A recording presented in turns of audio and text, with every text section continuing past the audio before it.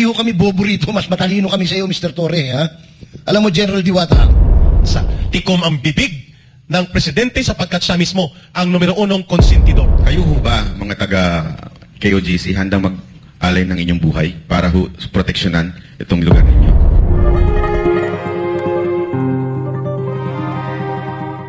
Kasama po natin sa press conference sa gabing ito ang ating pong mga legal team. Nakasama po natin si Attorney Adam Jambangan, Attorney Dinah Tolentino Fuentes, at kasama rin natin ang seminar anchor, si Dr. Rain Badoy, at isa po sa ating lawyer, si Attorney Israel Tutorion, at ang Manateros, Banat Bay, Boss Dada, kasama natin si Coach Oli, at ang dalawa natin political commentators, at of course kasama natin sa SMNI, si Ka Eric Celis, at si Mr. Jason Sa. Maraming salamat kay Sister Nori, representing the Kingdom of Jesus Christ at the same time as the panel moderator for this press conference. 2 days from now, papasok na po sa ika-6 na pong araw, 60 days, simula ng nilusob ng state terror instrument ng Philippine National Police ang prayer and worship compound ng Kingdom of Jesus Christ. Sinaktan ang mga bata, sinaktan ang kababaihan, tinutukan ng baril ang mga unarmed civilians, full-time church workers, at pati mga katutubo ay hindi isinantabi. Ang kanilang kalagayan ay nilusob at 2 namatay sa Kitbog Mountain Range.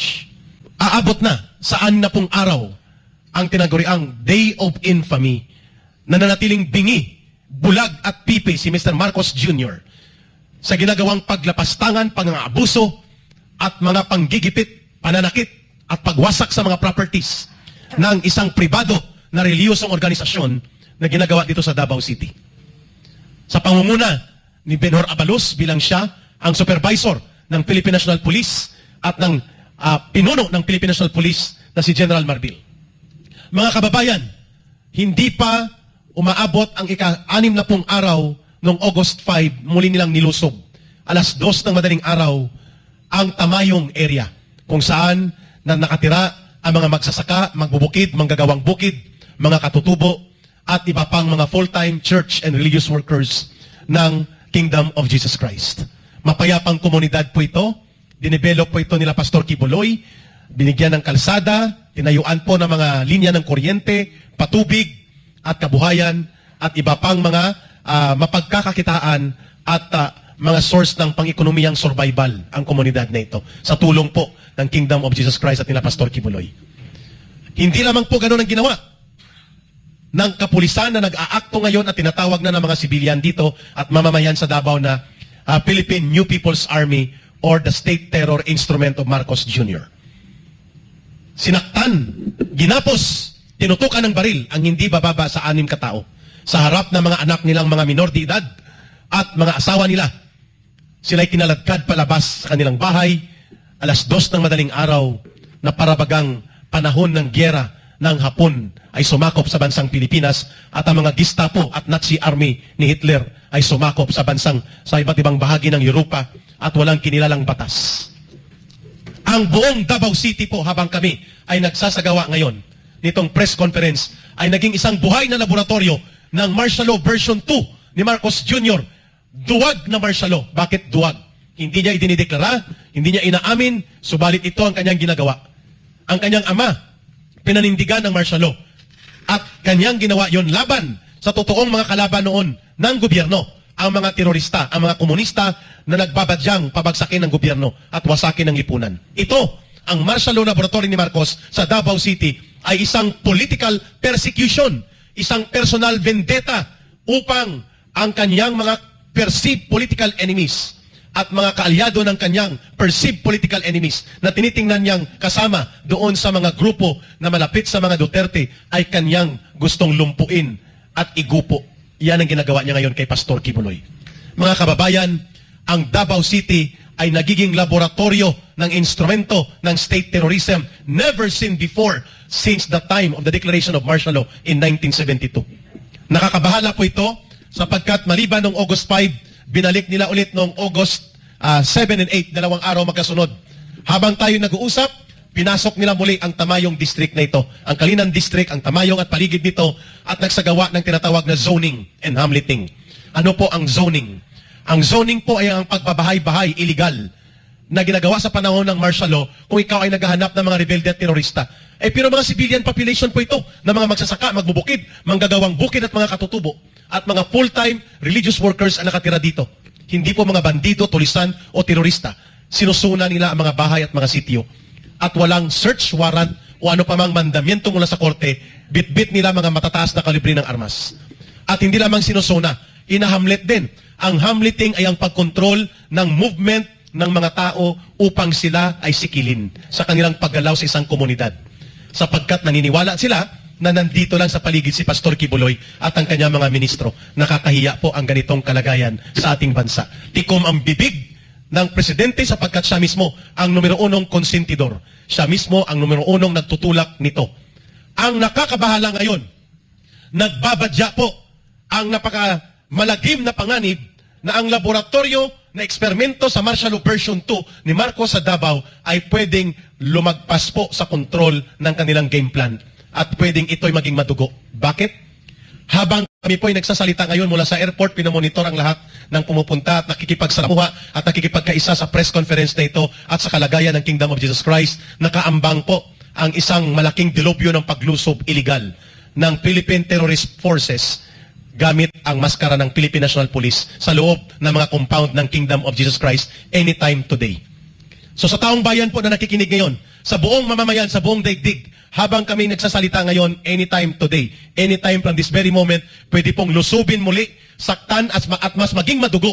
According sa deklarasyon ni General Nick Torre, ang bulastog na general na inilagay ni Marbil at ni Abalos at ni Marcos dito sa Davao Region na mas magiging madugo, marahas ang kanilang gagawin. Mas marahas pa sa Negros Oriental na ginawa nilang laboratorio din noon. Pero yon ay may kaso ng masaker. 10 ang patay, 15 ang sugatan. Dito wala. Mga suspects lang po ito, mga religious leaders ito, hindi pa nabistahan ng kaso at sila po ay suspetsado lamang sa mga kasong hindi pa nalilitis. Subalit ngayon ay naghahanda ng halos 650 na tropa hanggang 1,000. At ang sabi pa nila ni General Torre na ito, mas magiging marahas at wala silang sasantuhin at sisinuhin. We expect blood to spill over here. Nakakatakot, nakakarimarim, at napakalagim ng pagbabadha at pagguhot ng ganitong kalagayan na parang wala nang matakbuhan ng mga taong ito kaya tayo paulit-ulit na nagsasagawa nitong press conference. Magandang gabi, mga kababayan. Tanungin siguro natin yung ating mga legal counsel kung naaayon pa ba ito sa batas ang ginagawa nila. Tingin ko po dito ay hindi na po. Kasi yung warrant of arrest kasi ng Pasig City, no? Na-serve na po yun noong June 10 dito. At saka even previously, 2 beses na.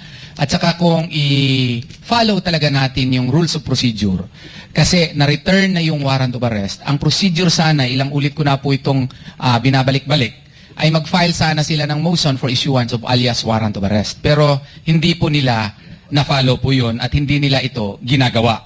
Alam naman nila ang batas. Hindi ko ma-imagine bakit they are continually violating the same. No? At saka, In addition to that, we have this OCA circular ng Supreme Court. This was even in 2004. Nagpalabas na ang Supreme Court ng circular about alias warrant. Meaning to say, kapag na-serve na yung warrant of arrest, and then hindi na-aresto yung dapat na i-arrest, the peace officer is bound to make a report and then inform the court bakit hindi na-aresto yung dapat na arestuhin. In this case, documented yan lahat. Even the June 10 incident, yun din yung ginamit nila. So we assume, and even din to yun informed us a while ago na nag-return na ng warrant of arrest at gumawa na ng report.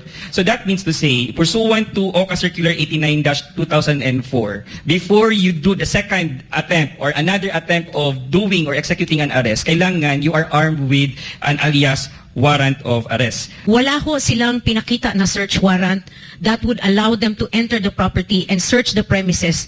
They did not also, there was also no indication at all that would allow them to tie up the people na tutukan ng baril in the presence of young children. Ma'am Let me Lorraine? say something, no?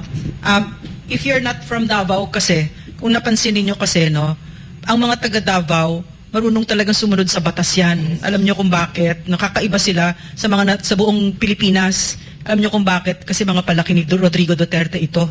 And Rodrigo Duterte is a man of the law. He follows the law. That's why there will be no quibbling here.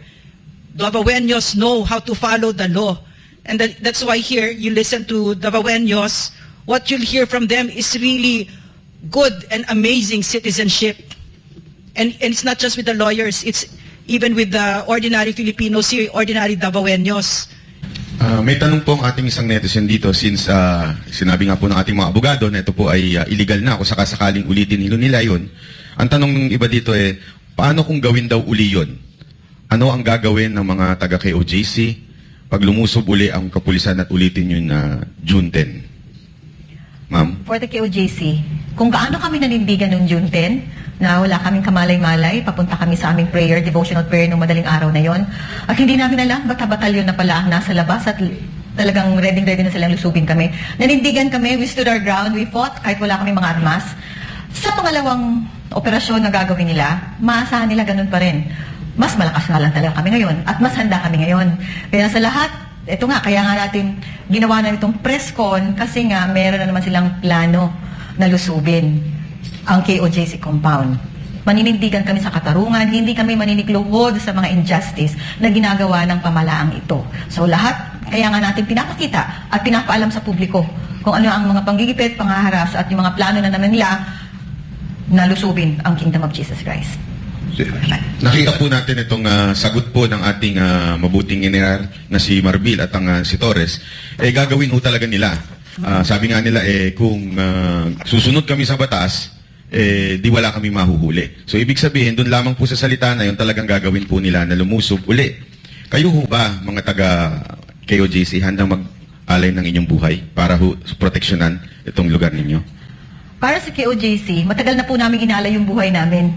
Inalay namin ang buhay namin sa paglilingkod para sa kabutihan at kaligtasan ng sangkatauhan. At iaalay din namin ang buhay. Hindi kami mag-aatubiling iaalay ang buhay namin kung yun ang dapat para panindigan namin at labanan namin ang karahasan, kasinungalingan at kasamaan. Maiksi lang ito, ano? Kasi nabanggit mo kanina, Eric, na magsi-60 days na. Yeah, 2 days from now. Katunayan, 6 na buwan na ho, simula ho ng isara ang SMNI. Yes. Iniksons na ho namin ang lahat, no? Sumunod kami sa batas, gaya ng sinasabi ni Mr. Marcos, sumunod kayo sa batas, sumunod ho kami. Ha? Lahat hinarap namin, wala kayong kaso. Sabi niyo may kaso, walang kaso. Ngayon, ang tanong nga namin, saan pa kami susuling? Ha? Hindi naman kami pwedeng humingi ng tulong sa pulis dahil yung pulis mismo ang parang tulisan kung dumating dito. Ano? Saan kami mananawagan? Mananawagan ka sa DILG, yung mismo yung nagpapa-imprenta ng wanted na na may bounty na hindi niya may paliwanag saan galing yung bounty na kanyang kung sino kanyang hinarbatan ng 10 milyon, no? Ngayon, itong nakakatakot sapagkat binabanggit ninyo na may mga intelligence report kasi hindi ho kami bobo rito, mas matalino kami sa iyo, Mr. Torre, ha? Alam mo, General Diwata, ganito yan, no? Lahat binadala nyo na rito. Lahat ng magagaling na opisyal, may kaso sa kidnap or ransom, may scam sa pangungwarta sa kapwa-pulis, mamamatay ng kapwa-pulis, dinala nyo na rito. Kasi ang balak nyo talaga ay napakasama. Wala na ho kaming masusulingan. Kung ako, iniisip ko nga, baka ito na ho ang last press conference namin na gagawin sapagkat parang nawawalan na kami ng pag-asa. Nasaan ang Armed Forces of the Philippines? Ha? Yun, nasa konstitusyon, kayong protektor namin. Pero wala kaming naririnig sa inyo. Lahat na ng klaseng abuso ng kasalukuyang rehimen